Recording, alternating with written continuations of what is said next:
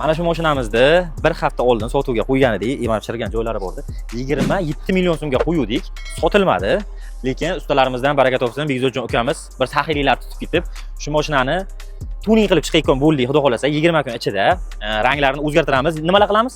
Fon ustiga oq kraska sepamiz, ichi-usti. Hammasini ichlariga chexollar qilamiz. Xo'p. Oldi panalarni, oldi ramzlarni zamin qilamiz. Yangi. Tomlarni boshqatdan qilamiz. Xullas nimaiki ishi bo'lsa, tuning qilib, chiroyli qilib, narxini ham 2000 dollarga tushirib, bitta obunachimizga xudo xolasa beradigan bo'ldik. Ukamizni profillarini atmetga qilamiz. Kuzatasizlar, podpiska bosib qo'yasizlar, o'zimizda NBN kuzovxonamiz. Xudo xolasa chiqqandan keyin bitta bahosini berasizlar. 2009-yilga menimcha o'zi navarotini o'ziga hozir ancha-muncha xarajat qilib qo'yganlar. Men qilib bermayapman, hamma xarajatlarini o'zlari qilyaptilar. Xudo xolasa mana shu yerda non topyapmiz aka, sizga rahmat deb bizga bitta ochko qilib beryaptilar. Barakasini bersin, rahmat sizga, Alloh rozi bo'lsin.